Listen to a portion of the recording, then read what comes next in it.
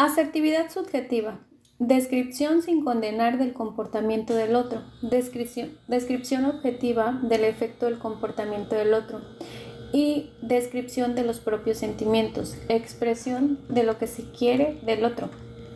Este tipo de respuestas se utiliza en los casos en los que tenemos claro que el otro ha querido agredirnos conscientemente. En un tipo de respuesta es muy hábil, ya que bien aplicada, la persona a quien le digamos dicha respuesta no podrá decir nunca que le hemos agredido. Es mucho más efectivo exponer como algo que hace otra persona nos afecta que atacar al otro y echarle la culpa de lo que nos hace. Esta forma de respuesta asertiva se presta a ser aplicada en situaciones de pareja, ante contrariedades por parte de algún amigo, etc. Se utiliza sobre todo para aclarar situaciones que se vienen repitiendo desde hace un tiempo. El esquema de respuesta sería: cuando tú haces, entonces yo me siento, por eso me comporto y preferiría. Respuesta asertiva frente a la sumisión o la agresividad. Hacerle ver a la otra persona cómo se ha comportado, mostrarle cómo podría comportarse asertivamente. Esta respuesta se utiliza sobre todo como defensa ante ataques agresivos, pero también se puede aplicar para aclarar dudas ante una persona que no es asertiva. Consiste simplemente en salirnos del contenido de lo que estamos hablando y reflejar a la otra persona cómo se está comportando y cómo su conducta está frenando la comunicación asertiva. Ejemplos podrían ser: veo que estás enfadado y no me escuchas. ¿Por qué no te preparas en otro momento y oyes lo que te quiero decir? Así no estamos llegando a ninguna parte. Yo creo que deberíamos hacer turnos para hablar, pero sin atacarnos. Como no me dices nada, me siento un poco confundida. ¿No podía aclararme un poco lo que quieres decirme? Etcétera. Veamos un ejemplo de respuestas asertivas típicas. De nuevo lo haremos con Elena, la persona sumisa que tenía problemas de alta asertividad o de falta de asertividad debido a la influencia de una madre dominante. Elena aplicó en la fase de entrenamiento una serie de técnicas de asertividad ante los ataques de su madre. Lo que sigue es un ejemplo condenado de las muchas conversaciones que ella describió intentando aplicar las recientes adquiridas técnicas de asertividad. Hay que recordar que Elena es una persona adulta y por lo tanto tiene derecho a opinar sobre asuntos que conciernen a la casa. Por otro lado, la madre tenía gran tendencia a gastar el dinero inútilmente, haciendo grandes inversiones o realizando constantemente reformas en la casa, que ante la falta de recursos económicos tenían que ser solventados por los hijos. Te retamos a que identifiques los tipos de respuestas asertivas que está utilizando Elena. Madre: oye, Elena, hay que hacer reformas en la casa y he decidido que tú te encargues de buscar los albañiles, pero tienes que elegir varios y pedirles presupuesto, no vayan a timar. 2. Elena: a mí me gustaría hablarlo antes de tomar la decisión. Creo que no es necesario hacer reformas, además de que ahora mismo no tenemos dinero. La madre: pues no sé por qué. Está muy claro, vamos a hacer reformas y tú te encargarás de buscar a los albañiles. Y yo decidiré luego cuál elegiremos. Elena: sí, pero de todas maneras creo que deberíamos pensarlo bien antes. Te repito que no tenemos dinero y que no creo que hagan falta reformas ahora. Madre: ¿qué pasa? ¿Que no te fías de mis criterios? Como siempre. Elena: comprendo que mi actitud parezca falta de confianza hacia ti, pero yo también tengo derecho a exponer mis opiniones. La madre: ya, pero en el fondo siempre es lo mismo. En esta casa nunca se ha hecho caso. No se confía en mí y los demás son tonterías. Elena: ya te he dicho antes que no se trata de falta de confianza, sino de que yo también tengo mis propias opiniones y me gustaría exponerlas. La madre: pues no entiendo lo que me planteas. ¿Vamos a hacer las reformas o no? Elena: es que si tú me lo planteas como lo has hecho al principio, me siento abayazada porque no me das la oportunidad de opinar. ¿No sería mejor hablarlo y llegar a una conclusión entre las dos? La madre: bueno, alabado sea Dios, pues lo hablamos. Elena: eso está muy bien, por lo menos eres comprensiva. Normalmente para que la persona adquiera mejor los hábitos generales de la respuesta asertiva descrita, en terapia se realiza un ensayo de conducta o role-playing que le hará imaginar mejor las situaciones que le cuesta trabajo afrontar. Primeramente hay que elegir las situaciones que a la persona en concreto le cuestan. No valen situaciones generales que por sentido común pueden parecer difíciles. Cada persona deberá proporcionar un listado detallado de aquellas interacciones que más trabajo le cuesta llevar a cabo. Solo en el caso de que la persona no sepa discernir situaciones peores o mejores, o en casos de grandes problemas sociales en los que cualquier interacción parece imposible de afrontar, se le proporcionará a la persona un listado de situaciones típicas para que elija unas cuantas para ensayar. Un listado tipo podría ser como este. Ejemplo del listado. Listado de situaciones que requieren asertividad. Alguien te pide que le prestes algo, un libro, un disco, dinero, y no deseas hacerlo. Alguien te pide un favor que no quieres hacer, por ejemplo, que le acompañes a algún sitio, hables por él o ella, etc. Alguien te regala algo que no estás dispuesto a aceptar, por ejemplo, un abrigo de pieles, algo demasiado caro, etc. Un profesor te llama la atención durante la clase de forma injusta y agresiva. Tus padres insisten en darte consejos sobre lo que debes o no debes de hacer y tú consideras que debes tomar tus propias decisiones. Debes negociar la retribución económica que te corresponde y tu jefe no parece muy dispuesto a ello.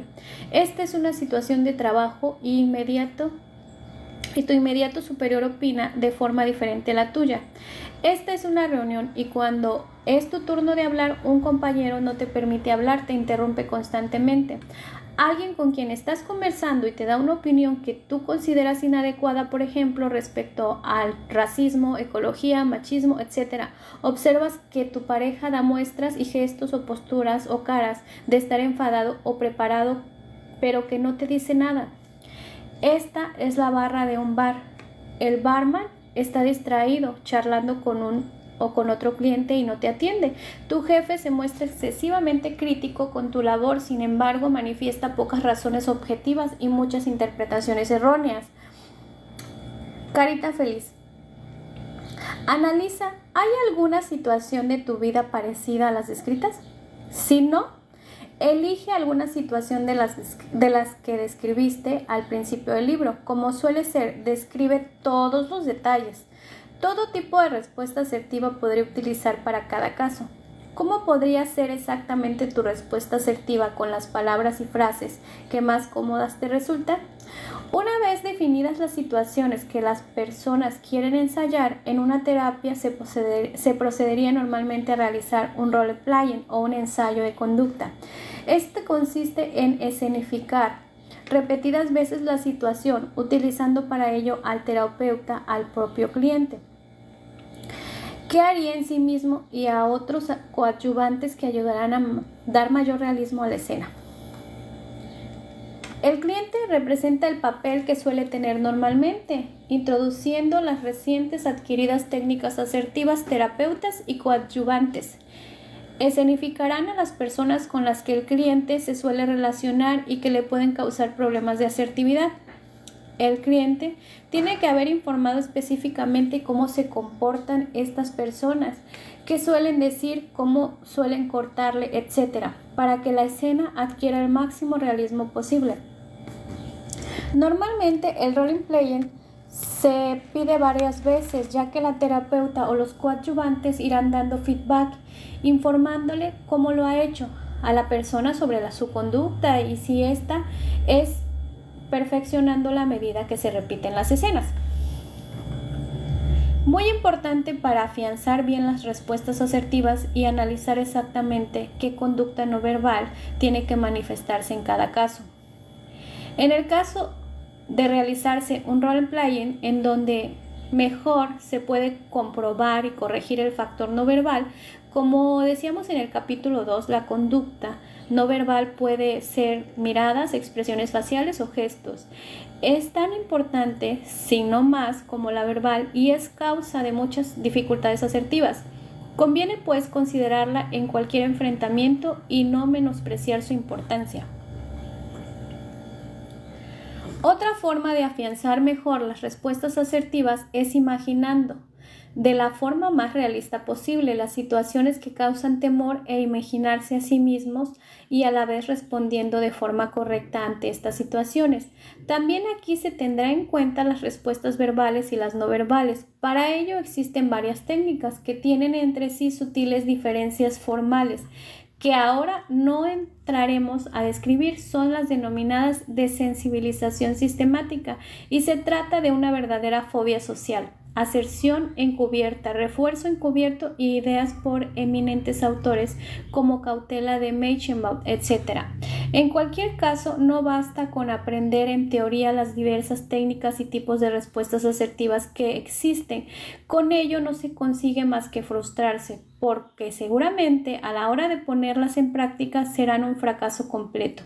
Si hay algo que realizar en ensayos previos, ya sea escenificando o imaginando la situación que está causando los problemas a la persona, tenemos una dinámica con carita feliz. Elige una situación que te cause problemas. Estudia los tipos de respuestas asertivas descritas en la página anterior y en las técnicas de comunicación asertivas que te relataremos a lo largo del libro.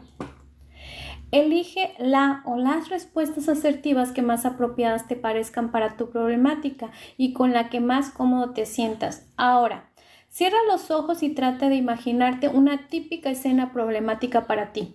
Intenta imaginarte todas las personas participantes, el contexto en el que suele tener lugar la escena, lugar, ruidos, olores, la hora del día, la oscuridad, la claridad, la decoloración, etc. Lo importante es que logres imaginarte la escena lo más exactamente posible. Imagina ahora que a ti, actuando con las técnicas asertivas que has elegido, trata de verlo también de la manera más realista posible. ¿Qué dirías exactamente? ¿Qué gestos tendrías? ¿Qué expresión de tu cara? Etcétera. Si ves que te sientes cómodo con tu papel, repite la escena unas cuantas veces más e intenta aplicar lo imaginado en el ensayo lo más realista posible. Si te atreves a lanzarte a ensayar en la vida real, si no te sientes tú interpretando esa respuesta asertiva, puede deberse a que tienes que elegir otra respuesta o modificar ligeramente lo que has elegido. Intenta encontrar ahora otra que vaya mejor. También puede deberse a que la ansiedad que sientes es tan fuerte que no te permite exhibir ni siquiera mentalmente la respuesta asertiva. En este caso deberías de ensayar unas técnicas de relajación. Lo importante es que encuentres la respuesta asertiva con la que te sientas bien, que no te suponga hacer o decir cosas que no van contigo, que ni te hagan sentir excesivamente forzado.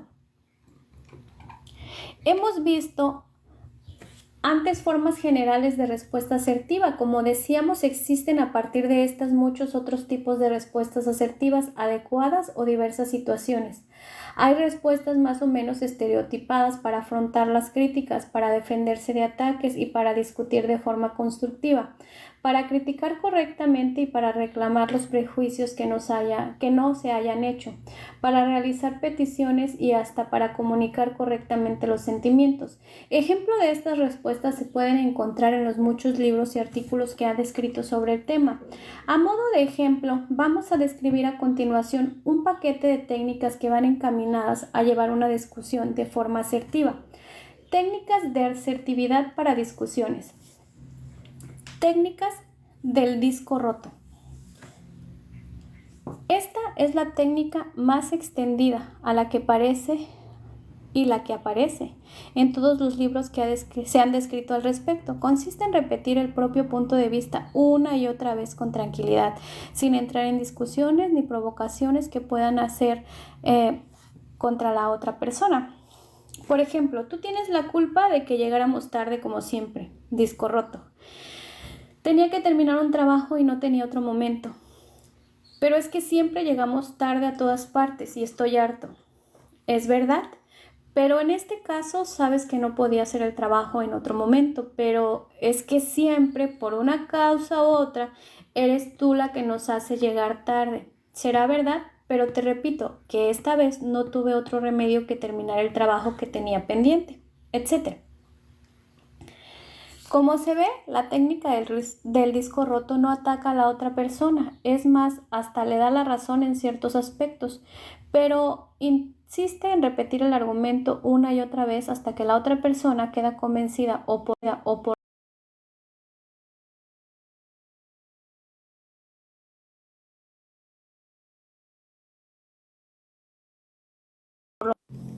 esta es otra técnica que están más extendidas también y se le llama técnica de claudicación simulada. Consiste en dar la razón a la persona en lo que considere que puede haber cierto en sus críticas, pero negándose a la vez a entrar a mayores discusiones. Así se dará un aparente ceder en el terreno, sin cederlo realmente, ya que en el fondo se deja claro que no se va a cambiar de postura.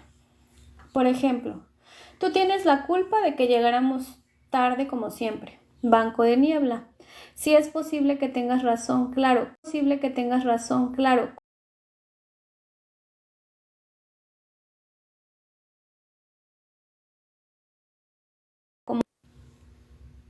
Pues sí, casi siempre tengo otras cosas que hacer antes, pero pues estoy harto de que por tu culpa siempre lleguemos tarde.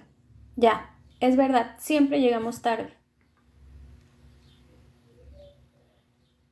La persona está demostrando que cambiará si lo estima conveniente, pero no porque el otro se empeñe en hacerlo.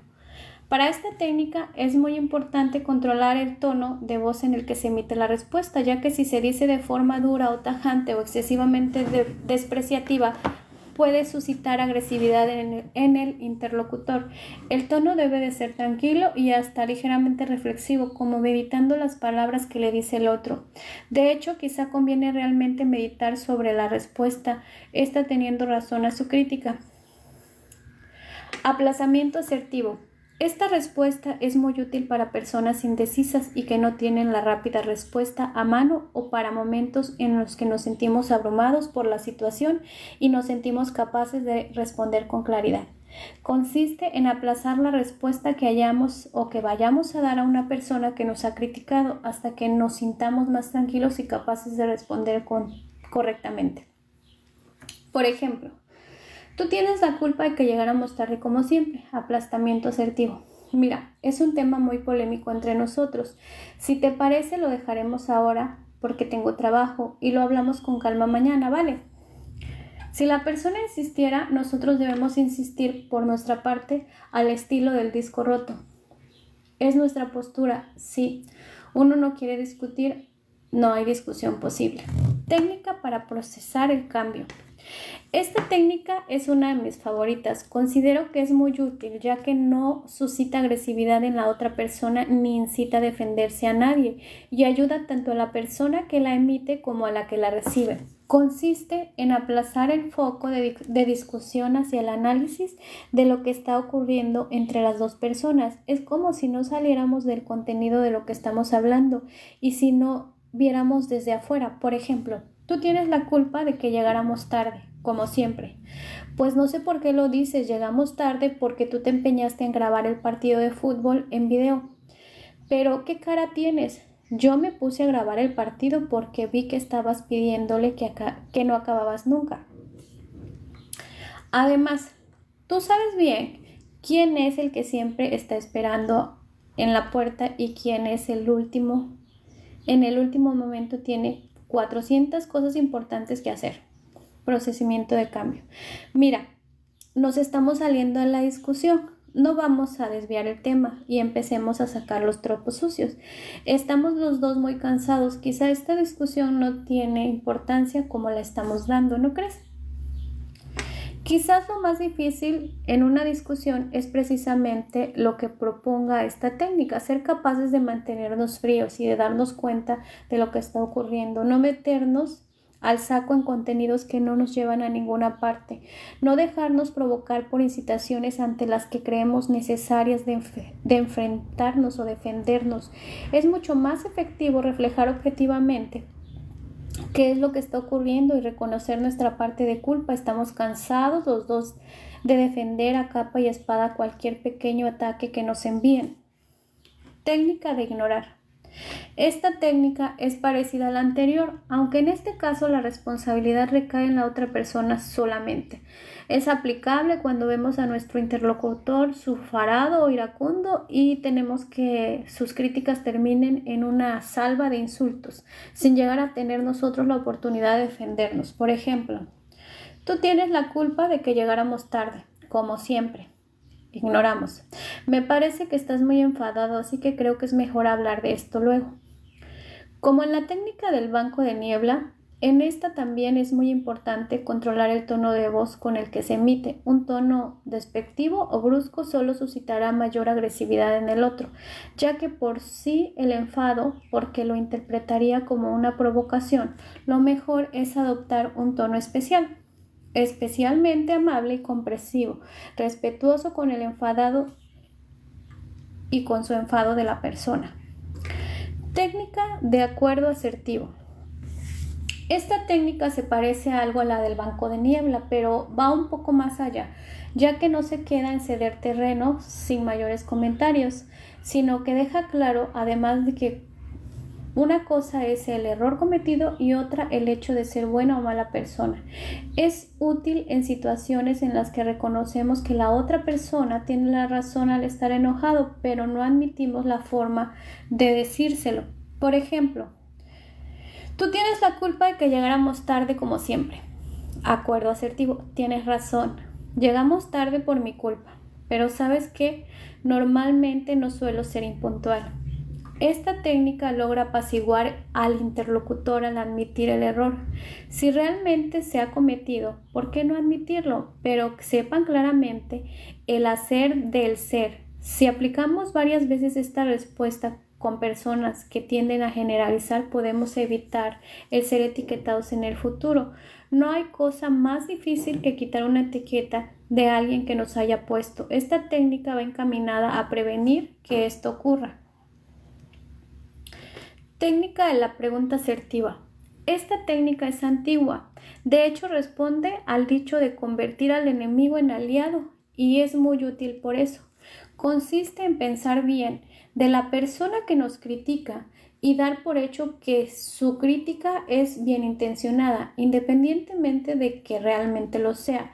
Como de todo se puede aprender, obligaremos a la persona a que nos dé más información acerca de sus argumentos para así tener claro a qué se refiere y en qué quiere que cambiemos. Luego dependerá de nosotros el que cambiemos el hecho o no. Por ejemplo, tú tienes la culpa de que llegáramos tarde, como siempre. Pregunta asertiva. ¿Qué es exactamente lo que te molesta de mi forma de actuar? ¿O cómo sugieres que cambie para que no se vuelva a repetir? Si la persona da respuestas vagas, la obligamos por medio de preguntas específicas más. Cuando la crítica es malintencionada y está lanzada al vuelo sin pensar en la persona, pronto se quedará sin argumentos, mientras que si es fundada en una reflexión, puede que realmente con sus datos nos ayude a modificar algo de nuestra conducta.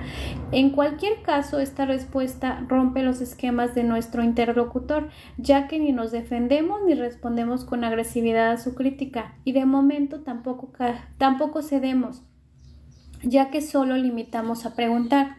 En cualquier caso, además de aplicar con soltura las diversas técnicas asertivas para discutir adecuadamente, se hace necesario acordarnos de la recomendación de R. Lombardi.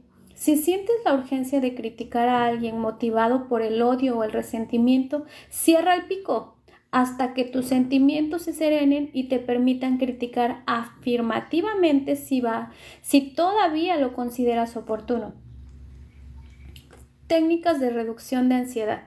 Determinadas situaciones de interacción social provocan en las personas poco asertivas reacciones o respuestas con un nivel muy elevado de ansiedad, de tal manera que en ocasiones puede incapacitar total o parcialmente al sujeto al emitir la conducta adecuada. Por muy aprendidas que tengas las técnicas y muy asimilados los pensamientos alternativos racionales, si bien rara vez los problemas de asertividad provienen exclusivamente de la ansiedad, cuando la respuesta de tensión es muy elevada, la persona se queda bloqueada y no puede actuar o bien tiene somatizaciones muy intensas. Es preciso trabajar aisladamente en respuestas antes de que comience a poner en práctica otro tipo de habilidades. Para reducir la ansiedad de forma física existen fundamentalmente dos técnicas complementarias entre sí, la relajación y la respiración. Hablemos de la relajación. Existen básicamente dos tipos de relajación, la relajación progresiva, que es la muscular de Jacobson, y el entrenamiento autógeno de Schultz. Aquí solamente pasaremos a describir técnicas de Jacobson. Esta se basa en que relajando diversos grupos musculares se logra relajar también la mente. La mayoría de la gente desconoce cuáles de sus músculos están habitualmente tensos. Por medio de esta técnica se aprende a identificar los músculos que están más tensos y a distinguir entre la sensación de tensión y relajación profunda. Si bien no vamos a presentar aquí un manual de relajación, sí describiremos brevemente los grupos musculares que se trabajan en una relajación progresiva. Los cuadros principales son músculos de la mano, antebrazo y bíceps. El siguiente es músculos de cabeza, cara y cuello. Se presta especial atención a los de la cabeza, cuello cabelludo, ojeras, sienes y frente. Sí, ya que la mayoría de estos músculos implicados en las emociones que crean la ansiedad se encuentran en esta zona. Los músculos del tórax, la región lumbar, el estómago y el abdomen. En el estómago y el abdomen es otra zona de importante acumulación de tensiones. Los músculos de los muslos, las nalgas, las pantorrillas y los pies. La relajación de Jacobson consta de dos fases.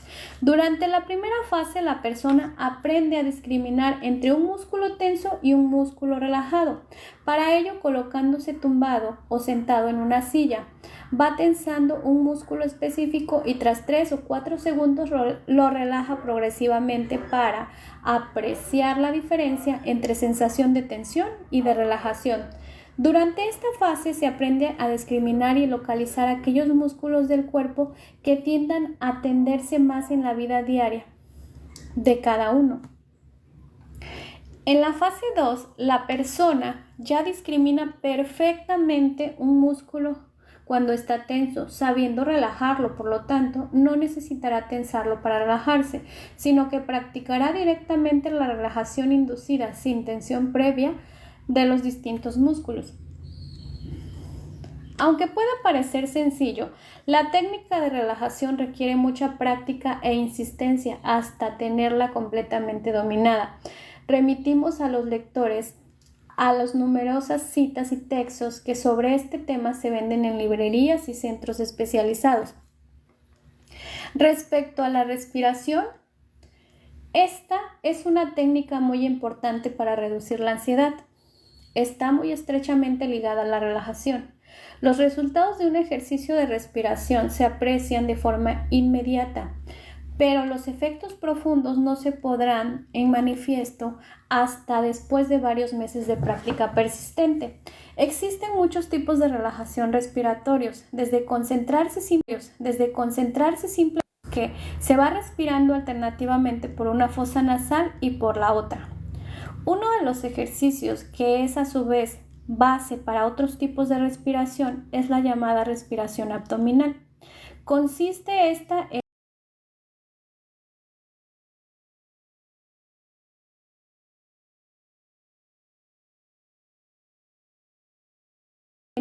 en utilizar el diafragma en vez de los músculos del tórax para mover el aire que entra y que sale de nuestro cuerpo. Para hacernos una idea más precisa, presentamos un ejercicio de inicio a la respiración abdominal. Tumbarse en el suelo, doblar las rodillas, sin separar las plantas de los pies del suelo y sin separar los pies unos 20 centímetros, dirigiéndolos suavemente hacia afuera. Explorar el cuerpo en busca de signos de tensión. Colocar una mano sobre el abdomen y la otra sobre el tórax. Tomar el aire lenta y profundamente por la nariz, haciéndolo llegar hasta el abdomen, levantando la mano que está colocada sobre él. El tórax se moverá solo un poco a la vez que el abdomen. Si se quiere, para ser más conscientes del proceso, se puede a la vez oprimir un poco el tórax con la mano que está sobre él. Al expulsar el aire y realizar el movimiento contrario, oprimir ligeramente el abdomen y levantar la mano que está colocada sobre el tórax. Después de unas cuantas veces de realizar el ejercicio de este modo, se puede intentar hacerlo sin colocar las manos. Los movimientos respiratorios deberían de ser aire que entra, abdomen se hincha, aire que sale, se contrae. El tórax debería de permanecer durante ese tiempo lo más inerte posible. Aunque puede moverse ligeramente, las respiraciones deben de ser largas, lentas y profundas. Si bien cada persona tiene su propio ritmo y no es bueno intentar adaptarse a tiempos previamente fijados, cuando se haya conseguido una regularidad de movimientos respiratorios sin colocar las manos en el tórax y en el abdomen, hay que pasar a inhalar el aire por la nariz y expulsarlo por la boca, con lo cual se relajará también la boca y la lengua. La mejor para que estos ejercicios sean efectivos es que se ensayen durante 5 y 10 minutos unas 2 veces al día a lo largo de unas cuantas semanas. Los ejercicios de respiración y los ejercicios de relajación se pueden aplicar juntos, intercalando la respiración en un medio de ejercicio de relajación o por separado. Normalmente no se realiza una relajación sin respiración, pero sí es válido y efectivo una respiración sin relajación, si bien lo más completo es aplicarlo de forma combinada. Es muy importante que los ejercicios de respiración y relajación se ensayen en ambientes y posturas diversas, es decir, si siempre los practicamos tumbados en un ambiente tranquilo y sin ruidos, no sabremos extrapolarlos a situaciones en las que estemos tensos y los necesitamos. Un error que se comete muchas veces es el de creer que al realizar el ejercicio de relajación y respiración todos los días durante 20 minutos es suficiente para estar relajados en todo momento. Esto es profundamente falso. Notaremos los beneficios de una relajación o una respiración si lo sabemos aplicar in situ, en el momento en el que estemos tensos, es decir, en medio de una conversación, una reunión o una fiesta, etc. Por lo tanto, es necesario ensayar la relajación, que obviamente deberá de ser muy breve, cosa que solo se logra con mucho entrenamiento, y la respiración sentados de pie andando en el autobús o en el metro, solo o en compañía, etc. Así también ensayaremos la relajación y la respiración de forma simulada sin que los demás lo noten.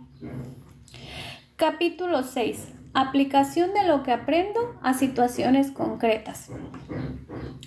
Todas las estrategias descritas hasta el momento son conductas asertivas generales que en el principio se pueden aplicar en cualquier tipo de situación, con solo adaptar un poco la estrategia de la situación que las causa.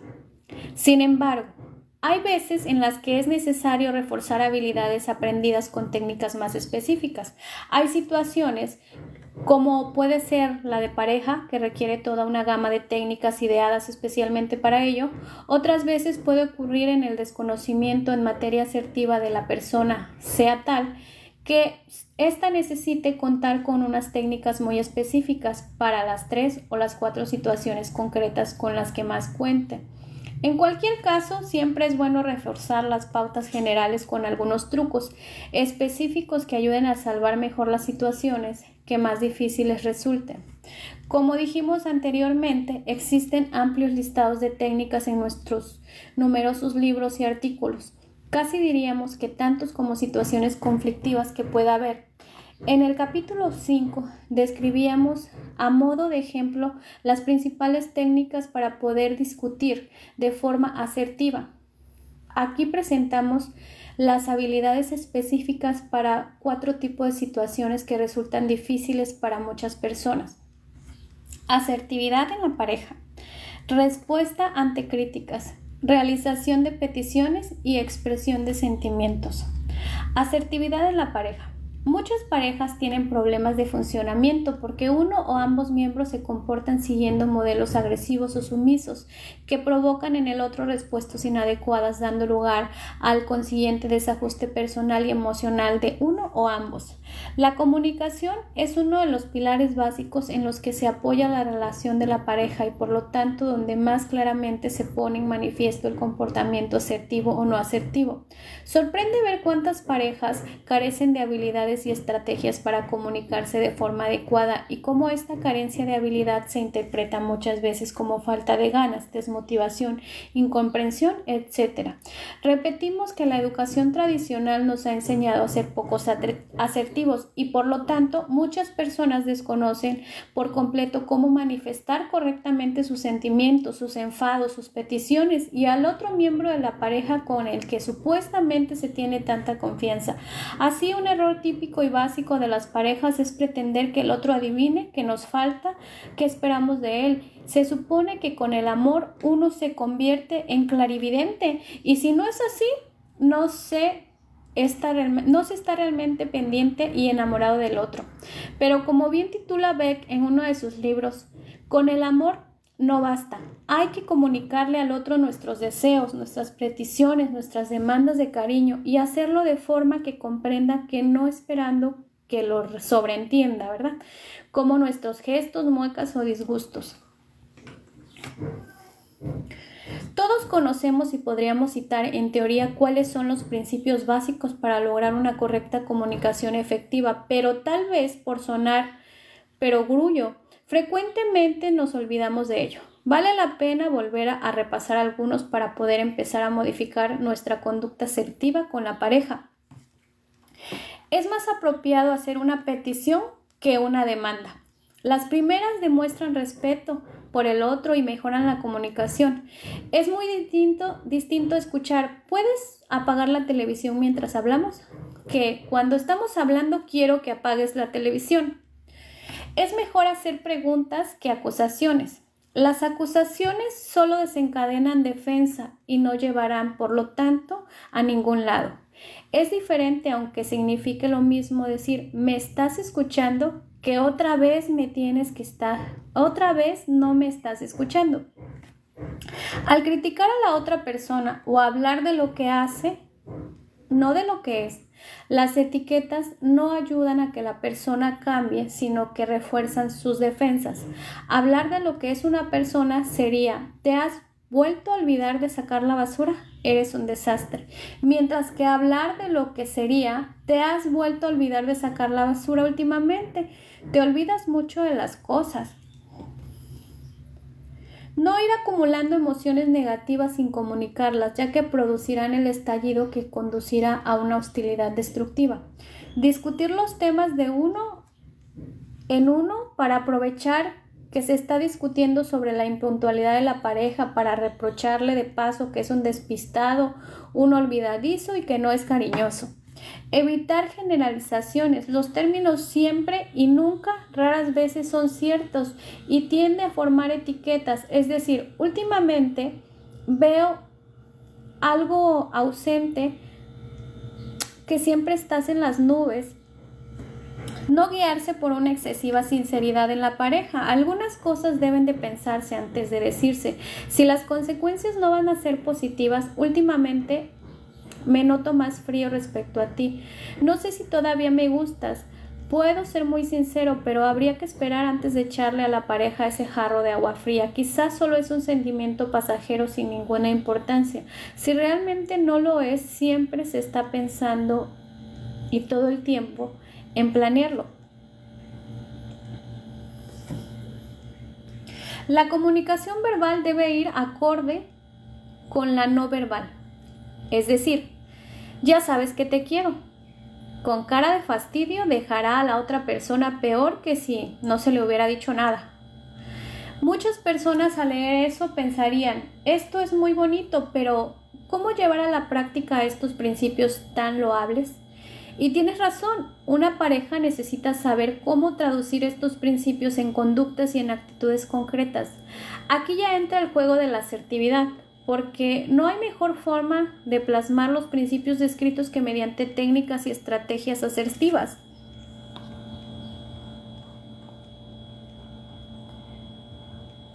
Una persona asertiva desarrollará con su pareja las siguientes habilidades de comunicación. Dar gratificaciones tanto verbales como materiales. Hay que explorar qué es lo que gratifica concretamente a nuestra pareja y no dar por hecho que le gusta lo que todo el mundo.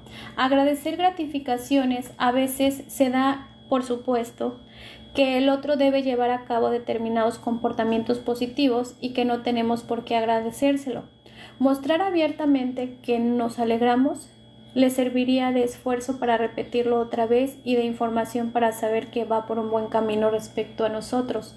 Pedir gratificaciones. Normalmente se piensa que no hay que pedir las cosas porque es artificial y que el otro debe de saber lo que queremos y dárselo.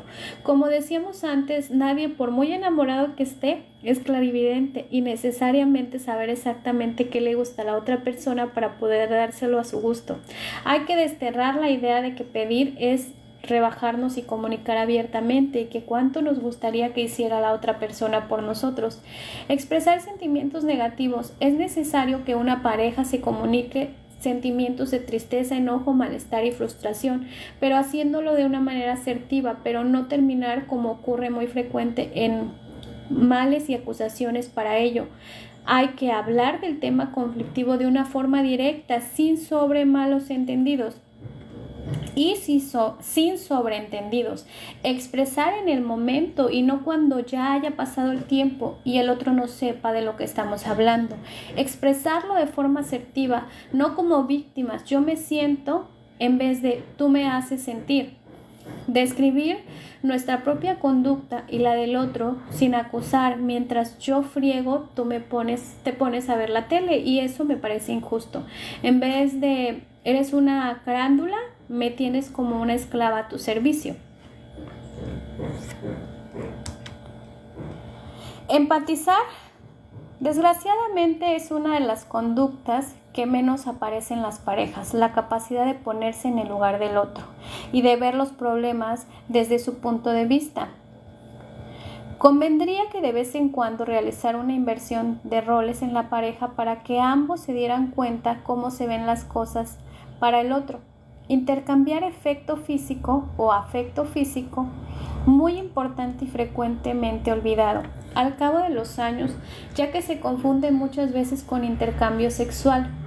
Enfrentarse a la hostilidad inesperada o al mal humor, no todos son rosas en la pareja, y con mucha frecuencia uno de los dos llega cansado, malhumorado o irritado.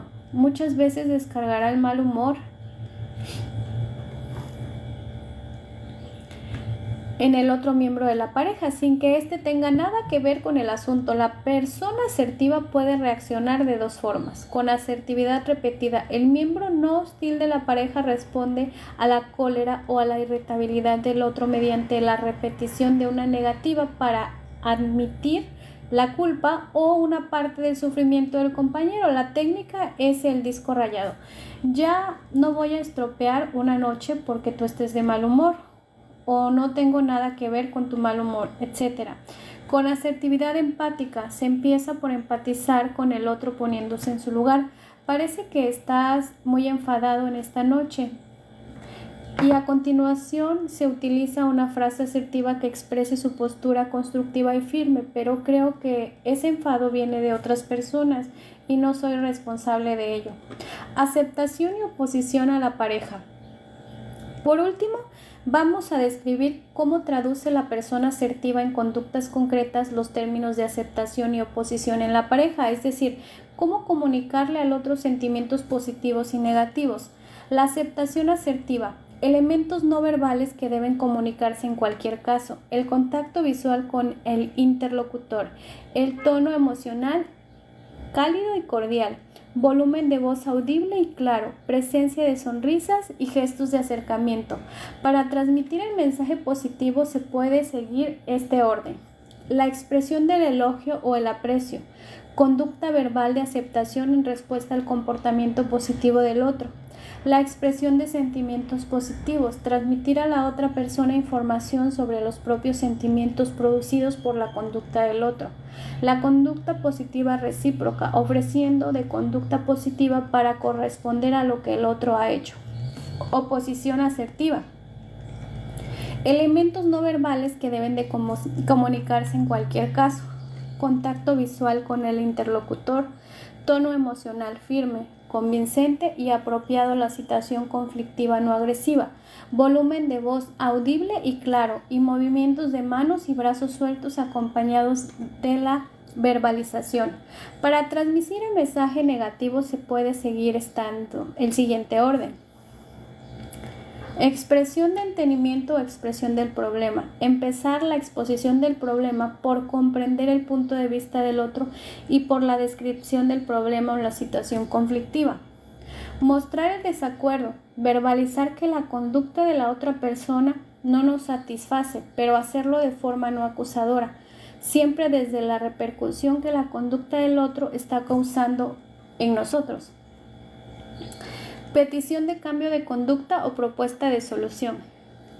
No se puede dejar una discusión sin este último punto, ya que si no, la otra persona no sabrá cómo llevar a cabo el cambio de conducta que le estamos pidiendo. Veamos un ejemplo de ambos casos.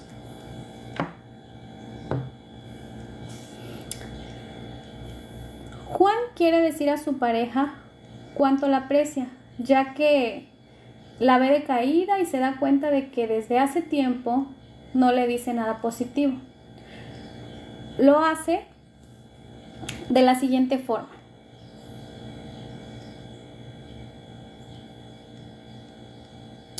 Elige un momento relajado, sentados en la mesa y cenando.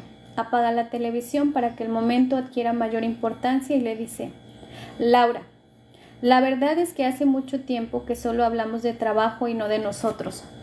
Solo te quiero decir que aunque no lo parezca, me fijo mucho en cómo te esfuerzas por hacerme las cenas agradables cuando llego cansado a la casa, y eso hace que te sienta muy cercana. Créeme, cuando estoy en el trabajo me acuerdo mucho de ti y tengo ganas de volver a casa para verte y comentar contigo todo lo que me ha pasado. Quizá deberíamos de salir más. He pensado que podríamos volver a ir a aquellas terrazas que tanto te gustan los domingos por la mañana. En otro momento, Laura, que también es muy asertiva, se encuentra a disgusto con Juan, ya que éste llega muy tarde a casa por quedarse a veces a tomar algo con los compañeros del trabajo. Mira, Juan, quería comentarte una cosa. Yo entiendo que cuando sales del trabajo estás tan saturado que te apetece despejarte y tomarte algo con tu gente. Me lo has razonado muchas veces y lo entiendo. Pero muchas veces tengo preparada la cena, se enfría y yo me siento como una tonta esperándote. Sinceramente me parece exagerado que tengas que salir todas las tardes a tomar algo. ¿Por qué no intentamos arreglarlo para que ninguno de los dos pierda? No sé, podría intentar llegar más tarde en los días fijos que yo sepa de antemano o visitarme con tiempo para que no prepare nada y avisarme. ¿Qué te parece? Carita feliz. Intenta hacer lo mismo que hemos hecho en estos ejemplos, ya tengas pareja o no. El aprecio y la posición y la oposición no solo se expresan en la pareja. Piensa cómo comunicas tu aceptación y tu oposición y compara con los consejos que hemos dicho. ¿Te parece que te falta o te sobra algo? ¿Cómo sería concretamente una intervención tuya? Si tienes en cuenta los aspectos que hemos descrito, imagínatelo de forma muy específica, es decir, desde cómo sería tu conducta no verbal hasta qué dirías exactamente. Responder correctamente a las críticas. ¿Qué hacer cuando alguien nos critica agresivamente, ya sea justa o injusta la crítica? Cuando menos la situación es intimidante, a no ser que estemos muy seguros de nosotros mismos y dominemos buenas estrategias de respuesta. Para aprender este tipo de conductas es necesario que previamente la persona tenga claras una serie de cosas y en caso de no tenerlas debería de instaurarlas por medio de una reestructuración cognitiva. La persona tiene que saber interpretar correctamente y objetivamente una situación en la que parezca que está siendo criticada. Tiene que saber discriminar lo que es verdaderamente crítica y lo que es mera interpretación suya distorsionada por sus pensamientos irracionales. Hay muchos comentarios inocentemente sarcásticos que son interpretados con una crítica feroz.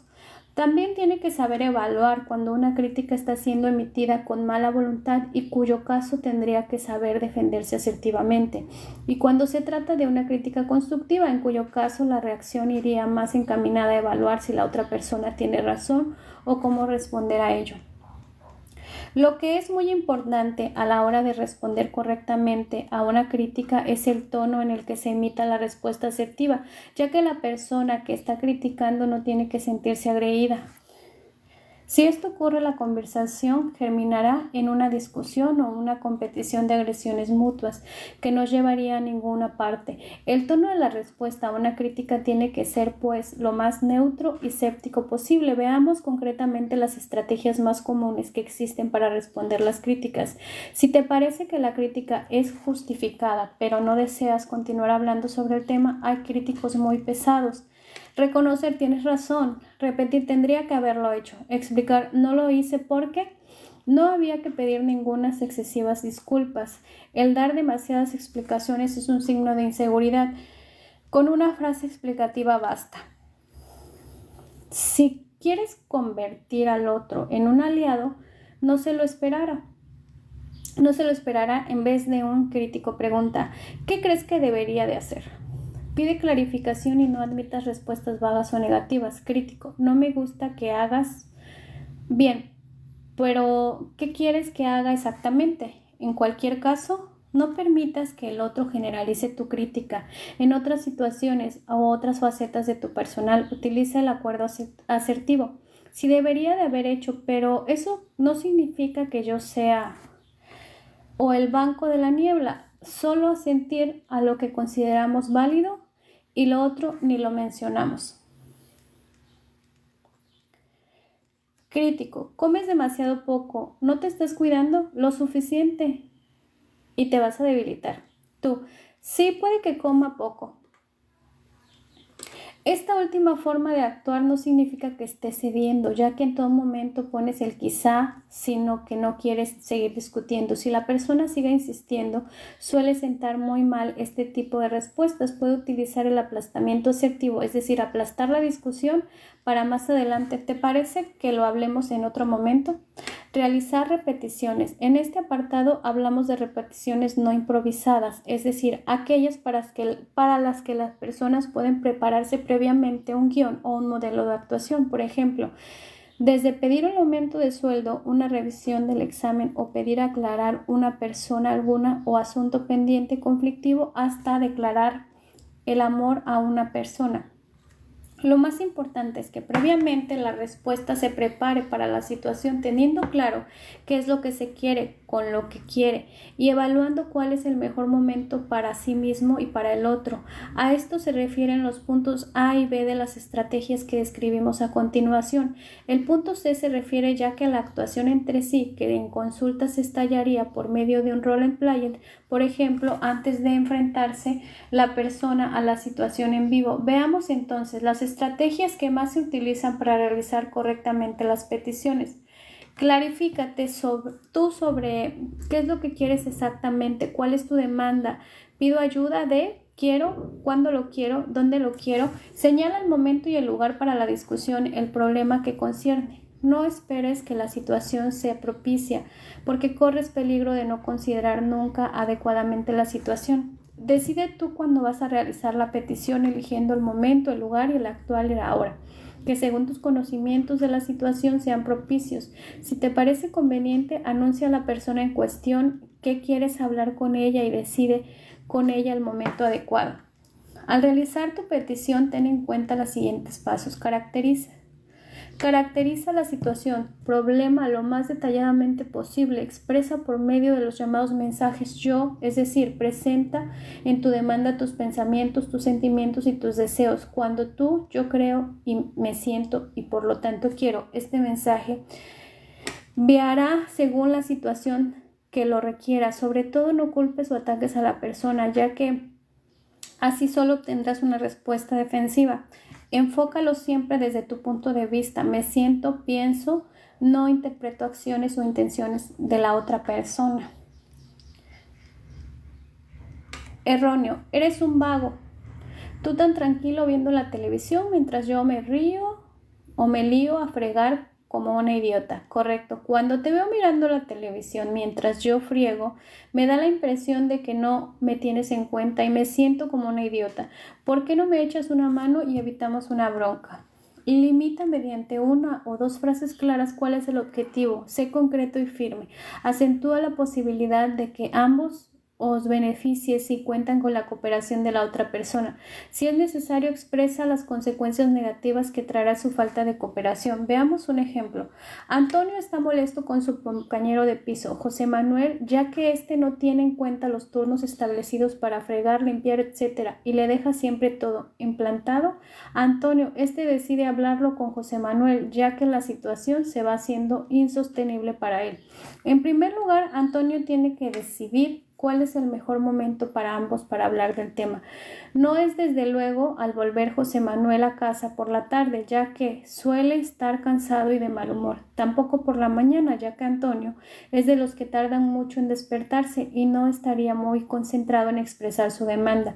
El mejor momento es un domingo después de cenar, cuando ambos estén tomando un café frente al televisor.